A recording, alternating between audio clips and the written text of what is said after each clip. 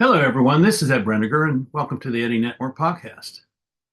I am speaking to you today from London, England, where I came to hear Ian McGilchrist yesterday and a couple of other people, and they spoke on the future of humanity, and it was a wonderful day. Saw many of my friends from the Eddy Network here, and of friends that I've known for quite some time, and it's been a good trip. And this afternoon, I invited a bunch of my friends from here in the UK to come and join me at this pub here, the Corral in Covent Garden, and because I wanted to share with them a, uh, a plan for what I intend to do with expanding the reach of the Eddy Network podcast. The Eddy Network it came about as a way to talk with people. I like talking with people, and I meet people all the time. And I've had some really interesting conversations with people since I've been here in London. And I meet people that I just talk to people, and that's who I am. And I don't want to diminish that as because I think it's the strength of the podcast is my interest in people and my wanting to engage with them in a meaningful and deep conversation. And I've learned to do that. What I've learned from that, though, is that there are a lot of people who should be on the podcast, would love to have on the podcast, but they feel like they don't fit in. And so they don't have anything, they feel like they don't have anything to contribute because they don't feel like they fit in. Whatever they're fitting in, they don't, whatever they, where they ever, whatever it is that they, whatever place it is that they feel like they don't fit in, it has become a kind of a guiding sense about their lives. And what I see is tremendous potential that's being negated by this sense that they don't fit in and therefore they're not of any value. And I think there are a lot of reasons for this, and I don't really have to go into those reasons. I think just that there is a lot of people, a lot of very bright, capable, and energetic people who feel that sense of not fitting in, and that has an effect upon who they are and what they do with their lives. I think that's enough to know that there's something that we should be addressing. And this is what I see myself wanting to do as an outgrowth of what I've been doing with the podcast. This episode will be the 176th, and I've had I think probably 150, 160 guests on the podcast. There's a lot of people that have been on, and almost all of them I met for the first time. Very few of the people that have been on were people I already knew. So what I found is that our conversations were one of affirmation and awareness, and that many times the person on the other side of the screen felt a sense of pride in who they were because of the conversation we were having. And I've been watching this happen, and I've been growing myself in my own sense of that, because the podcast has been a place for me to grow, not just for my guests. What I recognize that there are three things that have kind of transformed my life in the last 3 years. And one is a group that I meet with on Fridays that had been created by Richard Merrick, an old friend of mine. The second thing was when Barbara Klee, polymath coach from Switzerland, reached out to me in January of 2023 to say that she thought I was a polymath. And I said, really? Oh, where do you get that from? I mean, then she described what she saw a polymath as. Well, that certainly describes me. I'm interested in a lot of things. I'm very curious, and I'm constantly learning. And maybe the distinctive place of my learning is I'm learning in order to talk to people. I'm learning in order to talk to people, and therefore the podcast is what is as good as it is because that focus that I have. I'm not just interested in learning for learning's sake. I'm learning because I want to be able to talk to you intelligently, and I want you to be able to say at the end of the conversation, "It heard me," and I really appreciate that because I want you to have a sense of appreciation that you were heard, and I am grateful for who you are and what you have to offer. And then this summer, I just have, one of those light bulbs that went on, clicked on and off really fast. And I realized that I should consider myself also a neurodivergent person. And my divergency is that I'm a big picture person. I'm not a detail person.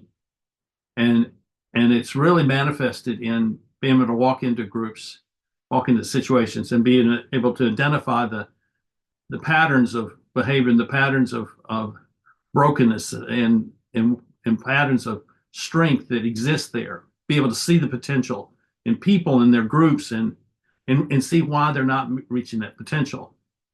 The circle of impact model is a product of that capacity to see the big picture. And in that case, it was three of the three patterns of behavior that form the three dimensions of leadership, of ideas, relationships, and structure. So these three things contributed to my sense of being someone who was different.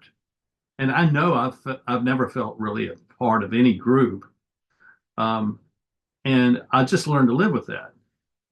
But many people don't learn to live with that. In fact, they suffer a sense of inferiority or suffer a sense of inadequacy or suffer a sense that they will never be all that they want to be because they just don't fit in. And you see that kind of psychological twist there, that by fitting in, that's where you become effective. Well, I don't know if that's exactly accurate. I think fitting in is a way to be effective with people, but it's not absolutely necessary. So what I'm looking at doing is I want to reach out to these people like artists and people who do things that are out of the norm, polymaths and neurodivergents and people of this sort, and invite them into a community where they can find support and they can get some training in three areas, and I'll explain that in a minute. But my point is that I think to a large extent we're not able to grow as a person when we feel like the environment that we're in, the context we're in, is kind of antithetical to us, that we don't fit in. So how do I grow in a scenario or a situation where I don't fit in? Well, I think you can grow, but you have to develop the skills of growth in a particular way so that you're not dependent on the group granting you validation for who you are. Your validation is it's a self-validation, and then you can have the confidence to say, I can walk into this situation and be able to make a difference that matters because I actually know who I am. And I've developed the skills to be the person that I need to be. So that's what, in a kind of a broad scope of things, I see needing to happen. But this is what I'm going to do specifically. I'm going to create a global community, but it's not going to be a huge community. What I'm going to do is invite people who have been guests on the podcast to join me in a community that's closed. And it's closed so that we may be honest and supportive and clear. And the threats that often happen in normal life will be diminished because we're going to treat this environment as a closed, secure, safe environment. I don't know if there are any really environments that are quite like that. And so this is an experiment, and I recognize that it's my responsibility to create that and maintain that safety and that security, that sense of support in that community. I recognize that that's one of the responsibilities that I'm taking on by creating this. Um, while many people may want to be in something like this, I really want to take the people who have agreed to come on as guests of the Eddy Network podcast and take them through this first. And if we kind of exhaust that, then maybe we find another way to to expand the reach. Now, if you haven't been on the podcast, then all you have to do is um, receive an invitation to be on the podcast, and we schedule that. Um, I am I have podcasts scheduled through the middle of December, and the third season of the podcast will begin the 1st of February. So if you're interested in something like this, then you need to reach out to me, and I'll see about getting you an invitation to be a guest on the Eddy Network podcast. Because then that will give us the beginning basis of a relationship where I can invite you into this group, and you can go through the initial stages of whatever we're going to do there. We're going to figure that out in the next month, 6 weeks, and then we'll see how the group works together. Now, this group will require a payment to be a part of, because what you invest will be a motivation to not just show up or do some little bit, but you actually will invest in your own development. And it doesn't matter to me who you are. It doesn't matter to me that you may be you may never have achieved anything, and it doesn't matter to me if you've been one of the greatest achievers of all time. I am convinced that people who have this sense of not fitting in also have a sense that they have not fulfilled their potential. And this is what I would like to do, is help people fulfill their potential.